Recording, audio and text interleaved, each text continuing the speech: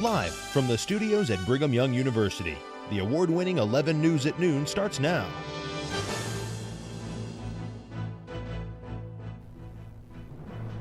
I'm Andy Mathis, live here in Las Vegas. Clinton-Trump debates. I'll have more info for you coming up in a bit. Civic celebration, political parties takes a new meaning for these UNLV students, one that involves chips and dip. Hispanic votes, what civic leaders are doing to increase the Latino vote in battleground states. I'm Dania Rice. And I'm Chrissy Lee Newberger. Welcome to 11 News at Noon. People across Utah are beginning to finalize their votes on the next president, now that the debates are over. Trump and Clinton went head-to-head at UNLV's debate floor, discussing issues at first, but quickly added personal jabs. Let's go live now to 11 News reporter Andy Mathis in Las Vegas. Andy, Vegas is known for its boxing matches. Any knockouts last night? Both Trump and Clinton hope they had some good key punches last night. It was their last effort to significantly influence voters before the election.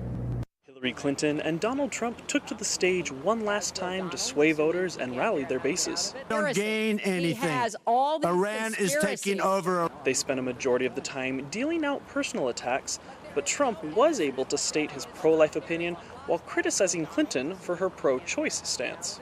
If you go with what Hillary is saying, in the 9th month, you can take the baby and rip the baby out of the womb of the mother just prior to the birth of the baby. Clinton repeated that she would not support Trump's idea of building a wall along the Mexican border. She says she instead wants to bring new people into the country while still keeping America safe. I am not going to let anyone into this country who is not vetted, who we do not have confidence in, but I am not going to slam the door on women and children. Trump surprised some of the audience by announcing that he wouldn't automatically concede if Clinton wins on November 8th.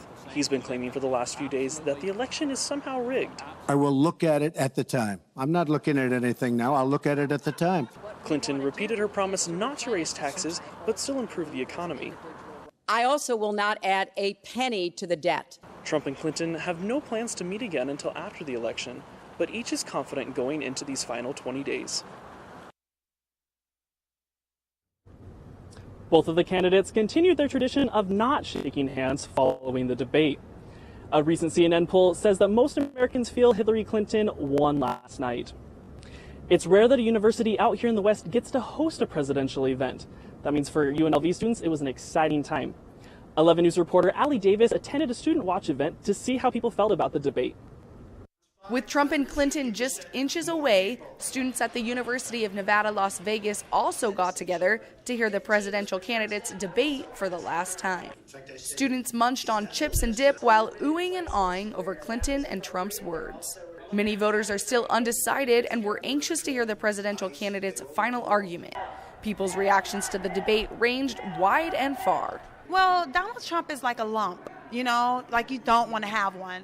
You know what I mean? Like, and if you do, you kind of want to check it out. I also hope to hear what Mrs. Clinton have to say about Benghazi and also the WikiLeaks information. What I'm hoping to see is I'm leaning towards Trump a little bit. I'm retired military. Hillary! Put a Hillary from South Texas! I think this room is about 60% Trump supporters because they're all turning back and looking at me and laughing at my reactions. The thing is, he's done a lot of shady stuff, you know? They're really arguing amongst each other rather than really getting to the heart of the issues. Even after the third debate, many say they feel left confused with only 3 weeks till Election Day.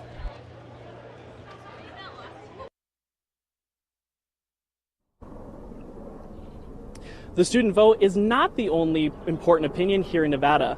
Local leaders are also trying to influence their vote by appealing to Latino voters. With more than 55 million Hispanics here in the U.S., civic leaders are making great efforts to mobilize, especially in battleground states like Nevada. As 11 News reporter Allie Davis found out, candidates in Nevada have to reach out to the Latino community if they have any chances of winning their election.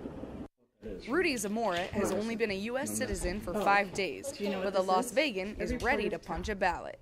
He registered just in time to vote in this year's election. It's just a feeling after being in this country and being a dreamer for so long, just reaching that that goal, that milestone. It's a big step. Zamora isn't the only Latino in Nevada anxious to cast his ballot. Many Hispanics are knocking doors to encourage others in their community to vote, especially in the heated Senate race between Republican Dr. Joe Heck and Latina Catherine Cortez Masto. A nonpartisan group called Libre is part of that process. They're manning the phones to help Latinos improve their lives with financial and voter education. The Nevada field director, Ronnie Najarro, says they are actively campaigning against Cortez Masto, saying she would mean more taxes on small businesses. That's going to affect the Latino community directly because it's pretty much taking our ability to be self-reliant away. According to the Libre Institute, about 55% of Hispanics will turn out in the U.S. Senate race in Nevada, which is higher than the national average. Mi Familia Vota is a group that helps Latinos register to vote.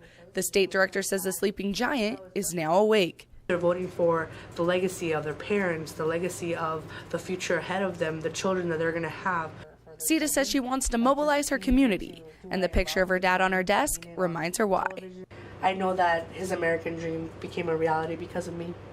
In Las Vegas, Allie Davis, 11 News.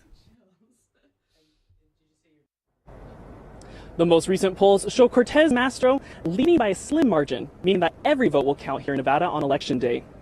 For a little more perspective on the Latino vote in Nevada, we have with us Emmanuel Morga. He's a BYU poli-sci senior who's actually from Vegas himself. So, Emmanuel, what kind of impact can Latino voters have on Nevada elections? Latino voters have the potential to put either candidate over and win the election. They also make up a large workforce here in Nevada, and so we're seeing these candidates trying to influence this group and help them sway them to their side. So what's causing the political urgency now for Latino voters in this election? So I wouldn't say that it's now. It's been in the process. For a lot of these individuals, this is the first time they'll ever vote, and they haven't been citizens for a while. And so they're becoming citizens, they're becoming more involved and learning about the process that they're entitled to. How do Latinos plan to continue this mobilization effort after the election? Since I've been visiting here in Nevada, what I've noticed is that they're trying to make it a traditional thing. They're hoping that people will make this a family thing that they do and hope that it will just be a tradition in their family to vote for people. Emmanuel Morga, thank you so much for being with us. So both candidates are leaving Las Vegas having doubled down on some stances, but they're not playing their cards close to the vest. Live here in Las Vegas, I'm Andy Mathis, 11 News. Great work down there. Thanks, Andy. I think it's an incredible experience for our BYU students to go down to Vegas and actually be there for the debate, get the feels that go along there. I know, I totally agree, and I really hope that everyone gets out and votes because it's definitely going to be an extremely important election.